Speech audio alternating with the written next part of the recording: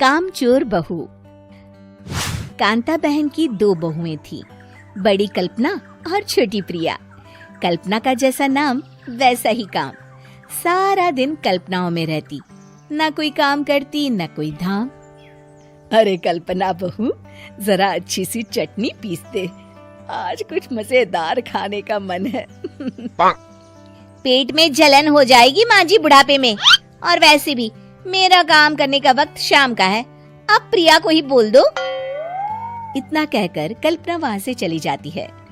कांता कल्पना के ऐसे रवैये से काफी परेशान रहती हैं। मैं बना देती हूँ माँ चटनी। ऐसा बोलकर प्रिया माँ को चटनी बनाकर प्लेट में खाने को देती है कि तभी वहाँ कल्पना आ जाती है। अरे वाह चटनी, जरा चख कर तो देखूं, बड़े दिन हो गए। अरे नहीं बहू, तू तो रहने ही दे चटनी खाना, पेट में जलन हो जाएगी।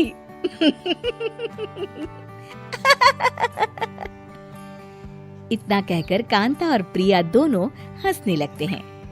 कल्पना सारा दिन या तो मोबाइल में YouTube देखती या फिर सोती रहती। उसका कमरा भी बिखरा और गंदा रहता। एक दिन कल्पना का पति अशोक उससे कहता है, अरे कल्पना, जानवर भी उस जगह को साफ कर लेता है जहाँ वो बैठता है, तुम तो इंसान हो, कैसे इतने गंदे कमरे में रह लेती हो? देखो सारा सामान यहाँ वहाँ बिखरा पड़ा है। ज्यादा अपनी माँ का बोल ना बोलो। हाँ, कमरा तुम्हारा भी तो है, गंदा लग रहा है तो साफ कर लो। पता नहीं तुम्हारे साथ मैं कैसे जिंदगी बिताऊंगा। इतना कहकर अशोक वहाँ से चला जाता है। कल्पना बस खाना खाने कमरे से बाहर आती और फिर से कमरे में चली जाती।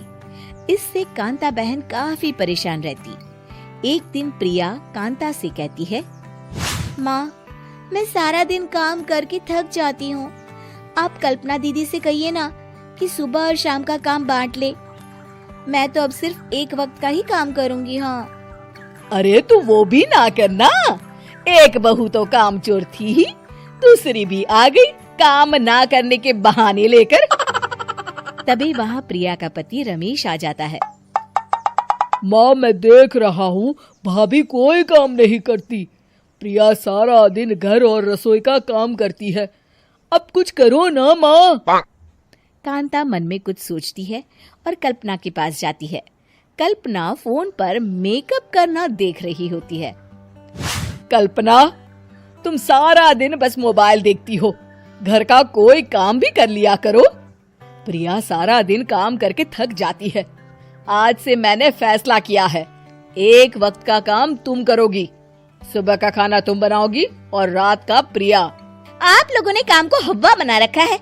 अरे पता नहीं थोड़ा सा ज्यादा काम करने में आप लोग घबरा क्यों जाते हैं। और हाँ, बहुत ज्यादा प्रिया की तारीफ मत करिए मेरे सामने, बड़ी बहू तो मैं ही रहूंगी।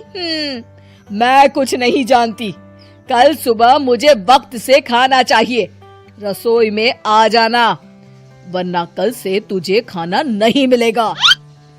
अगली सुबह कल्पना रसोई में नहीं आती है। वो देर से सोकर उठती है और बाहर आकर कहती है, अरे भूख लगी है, आज खाने में क्या है? इतनी देर हो गई, आज किसी ने मुझे उठाया भी नहीं, पता नहीं कहाँ है सब। कल्पना को घर में कोई नहीं दिखता। वो रसोई की तरफ जाती है जहाँ बड़ा सा ताला लगा होता है। अरे रसोई में ताला? ओ, मैं तो भूल ही गई थी। माँ ने आज से सुबह का खाना मुझे बनाने को कहा था। हे भगवान, इतने लोगों का खाना बनाना क्या आसान है? तभी घर के सारे सदस्य बाहर से वापस आते हैं। वाह माँ जी, मजा आ गया छोले भटूरे खाकर।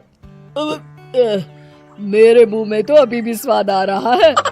अरे कल्पना, तेरे भरोसे रहते तो हम तो भूखे ही रह जाते। कल्पना को बहुत गुस्सा आ जाता है। अब बहुत हो गया, आज से मैं अपनी रसोई अलग कर रही हूँ, मैं अपना खाना खुद बना लिया करूँगी। कल्पना अपनी रसोई अलग कर लेती है, पर आए दिन उसका देर से उठना और काम न करने की आदत से वो भूखी ही रह जाती थी।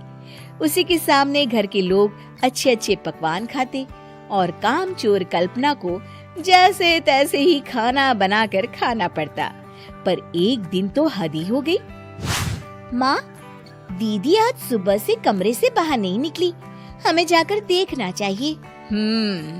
सो रही होगी कामचोर कहीं की, पर तुम कहती हो तो चलो देख लेते हैं उसे।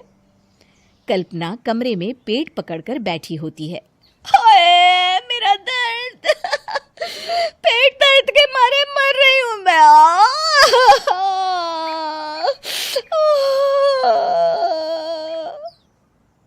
अरे दीदी, क्या हुआ? पेट में दर्द क्यों हो रहा है? डॉक्टर को दिखाया आपने? माँ। कल्पना खड़ी होती है और माँ जी के पास आती है। मुझे माफ कर दीजिए, अब से मैं सारे काम में मदद करूंगी, कभी आलस और काम चोरी नहीं करूंगी। हाँ वो तो ठीक है, लेकिन अचानक क्या हो गया जो तू काम करने को तैयार हो गई? कामचोर कल्पना। माँ, लगातार बासी और उल्टा पुल्टा खाना खाने के कारण मेरे पेट में इन्फेक्शन हो गया है। काम न करना पड़े इसलिए मैं 2 दिन का खाना एक दिन ही बना लेती थी। बासी और खराब खाना खाने के कारण लेने के देने पड़ गए। पेट में दर्द हो रहा है। चलो अच्छा हुआ, देर आए दुरुस्त आए।